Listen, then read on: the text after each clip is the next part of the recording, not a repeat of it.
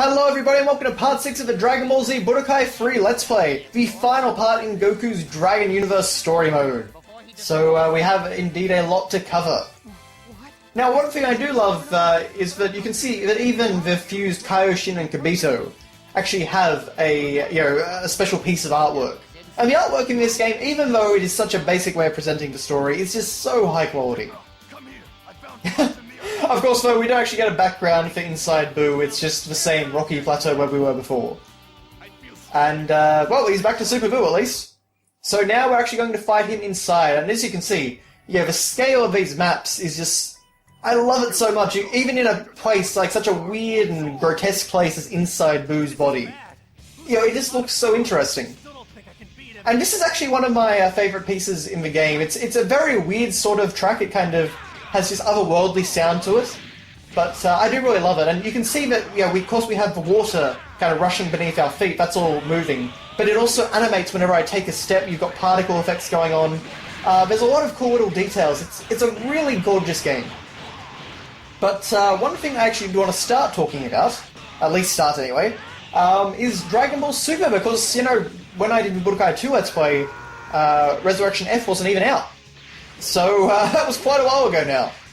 Just to, I suppose, give my opinion on that movie, I thought the movie was very enjoyable in some ways. I thought that the battle between all of the Z-Warriors and Frieza's army of 1,000 troops, I thought that is one of the best sequences in Dragon Ball, period.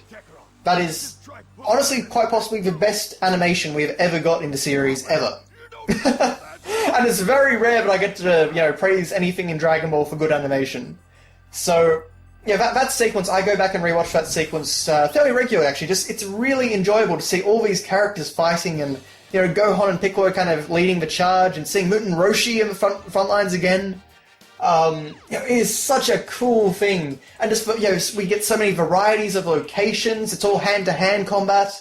You get Jaco doing his kind of, weird antics, and you see the monster fish from the manga. There are so many cool things in that fight scene. And I do, as for the rest of the movie, I do like a lot of the, what would you say, maybe, the character interactions and things like that. But when you get into the fight between Goku and Frieza, and, it just goes on forever. Like, it's kind of... It's not that well choreographed either. It's by far a less interesting fight after that grand battle that we've already seen play out. I do like the little bit of Vegeta versus Frieza that we get, but of course, as everyone's already complained about, it's not a whole lot. And the time jump aspect is very, very... It's a bit too easy of a fix. In some ways, I would have kind of preferred it if that led into Dragon Ball Super, and we had to go now find the Super Dragon Balls to revive Earth, and, naturally, like, characters like Gohan would be pretty miffed about his wife and child getting killed. So I think that all would have been interesting to explore, but, they just wrapped up the movie quickly. Probably because they were planning to do Super and they just didn't want to do anything too complicated. I honestly get the impression that movie must at one point have had a more interesting ending. But actually, the other thing I will say I do really like about that movie is... Vegeta and Goku training with Whis. And I just thought that's one of those things that we haven't really had in the series for a while, where characters are kind of, training and discussing sort of, these very Dragon Ball-y elements, about, we haven't really had that sort of training sequence for a while, I guess is just what I'm trying to say. But anyway, we are in the battle, of course, with Kid Buu.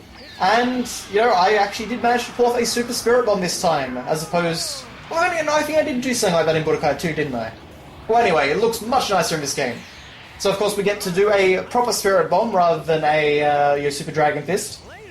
And, Goku finishes him off in accurate fashion in the series, and it looks gorgeous. And, amazingly enough, that actually did kill him. The Kaioshin world is, of course, another great map. The distance and scale and sort of natural detail in the levels, it's gorgeous. I really love the way this game looks.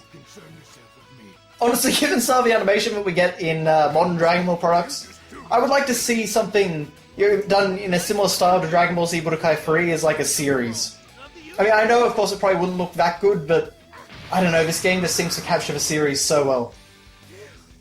Well, that was easy. Phew, it's finally over. Let's think about it. If I hadn't done that Super Spirit Bomb, we would have seen nothing. And we jump forward 10 years now. No celebration over defeating Buu, just straight to. So, yeah. It is amazing how abridged this is, it really is. But anyway, so Resurrection F, I like half of it. Basically, I like it until Goku starts fighting with Frieza, and then I'm just kind of indifferent to it. But, you know, it's okay. I think Battle of Gods is probably a much more interesting movie in the whole. Now, Dragon Ball Super. The first two arcs, you know, of course, are just a reimagining of the, the Battle of Gods movie, and of course, Resurrection F movie. And, you know, of course, we've got the movies, they have much better animation, of course. There's, you know, everyone knows how bad the animation can get in Dragon Ball Super. I thought it was all pretty poorly done. There were a couple of changes that were kind of interesting. And I liked the kind of original content, like Episode 1 I really enjoyed with, that was just kind of a very heartfelt, charming episode with Goten and Trunks going out to buy Videl a wedding present, and, you know, Goku on the tractor, and, you know, Mr. Satan delivering money to Goku and things like that. It was all very nice, and I liked this second episode with Vegeta going on holiday. That was very funny. But it's just kind of, you know, all the stuff that actually was a retelling was pretty much universally significantly weaker than the film. And, yeah, the way that they kind of characterized Beerus as a much more villainous character, I didn't really enjoy as much. I kind of liked... You know, because Beerus in Battle of Gods feels like a Toriyama character. Whereas in... in the, you know, Dragon Ball Super retelling, it's just kind of... I don't know, he feels too malicious, too malevolent. And it didn't really quite fit with me. So there was all that sort of thing I didn't like. Of course, the animation is very, very weak. There are a few good cuts in the Battle of Gods arc when Goku's fighting Beerus, but for the most part it's very, very underwhelming. Yeah, just not a very good arc. And the Resurrection F arc was also much the same. It was just kind of a very underwhelming, poorly animated retelling of, you know, that movie. And, you know, the only real thing well, there are two big things I would like to talk about in regards to that. Anyways, I actually did lose the final fight by a ring out. That was a very common thing to happen to me in tournaments in this game. But anyway, yeah, so the two things I want to talk about, of course, they did actually bring back Captain Ginyu, which was certainly interesting. It didn't really mean much in the end, Vegeta just blew him away. Which was kind of funny. I mean, he survived all these years, like, what, these, I don't know how long, 20 years as a frog? And, yeah, Vegeta just kind of comes in and kills him. Which is, I guess, a little bit underwhelming, but, you know, it was kind of fun to see him back again. And I suppose the other cool thing we did get is we got a little bit of Frieza's training with Sorbet. And seeing Sorbet so strong and keeping him alive was kind of a little bit different to the movie, but still, again, it didn't really make a big difference in the end. It wasn't super interesting in and of itself. Now, the other thing that I did find interesting, though, was the characterization of Gohan. And much has been made about, you know, how much they've screwed around Gohan and made him into a wimp and a weakling and all that sort of thing. And, you know, I've got no problem with Gohan being, you know, just a scholar. He doesn't really want to fight. He's always been that sort of character, really. But at the same time, it's kind of like, you know, he's strong. He knows what he's doing, even if he hasn't been training for a while. He's got all this innate power within him. He's still a strong guy. He's still a badass. He'll still fight really hard to protect the people around him. And what I found really striking is that in Resurrection F, the movie, he does that. He protects Piccolo. He protects Kuririn. You know, he's really awesome in that big army battle sequence.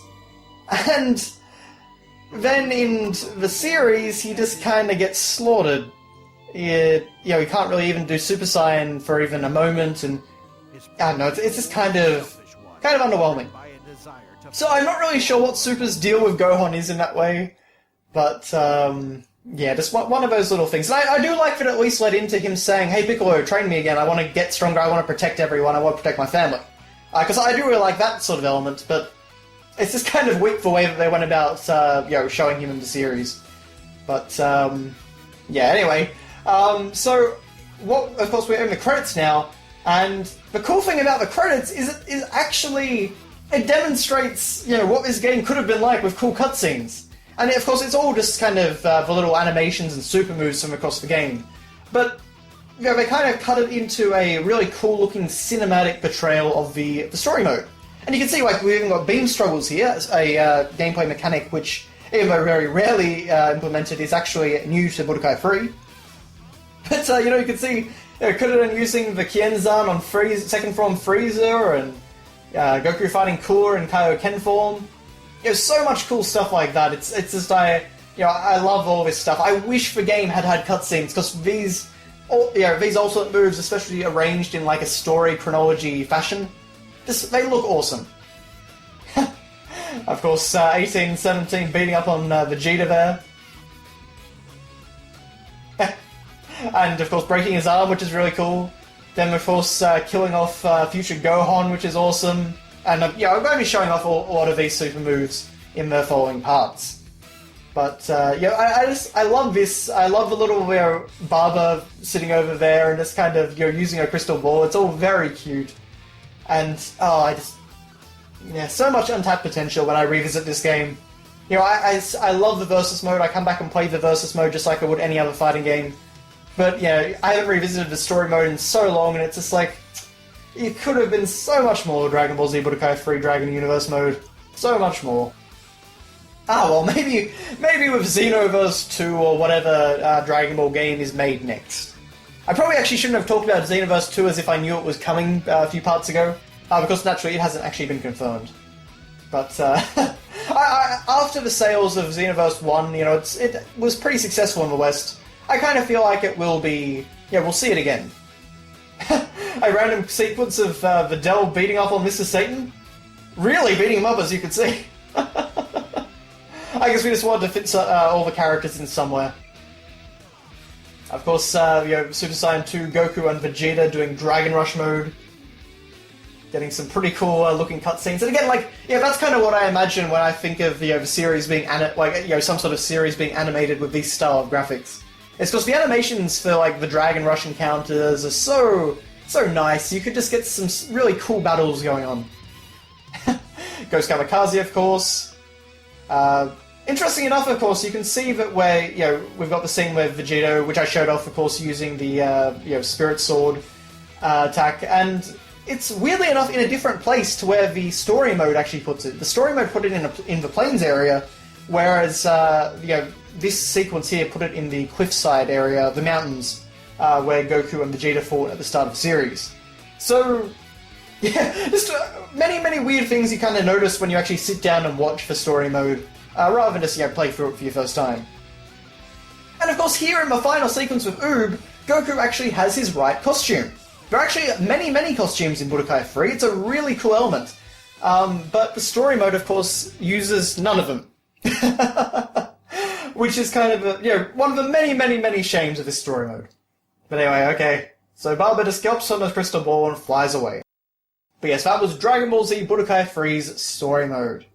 Not bad, certainly nowhere near as, much better than Budokai 2's, even if it wasn't quite as unique. But, we get this beautiful congratulations sign, and it's just, it is really quite satisfying to see something like that. But anyway, thank you very much for watching, guys, and I will see you next part.